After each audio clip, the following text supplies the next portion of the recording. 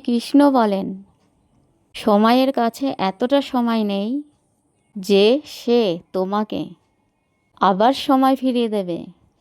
তাই জীবনে দুশ্চিন্তা নয়, খুশি থাকতে শেখো। কারো সম্পর্কে ভুল ধারণা করো না, কারণ তুমি জানো না তার জীবনে কতটা জটিলতা লুকিয়ে আছে। মানুষ তখনই খারাপ হতে বাধ্য হয় যখন অন্যরা তার ভালোত্বের বারবার সুযোগ নিতে শুরু করে।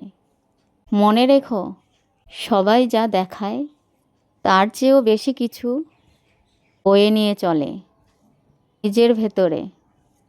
সময় একবার চলে গেলে আর ফেরে না। দুশ্চিন্তা ছেড়ে খুশি হতে শিখুন। রাধে রাধে, হরে কৃষ্ণা, জয় নিতাই।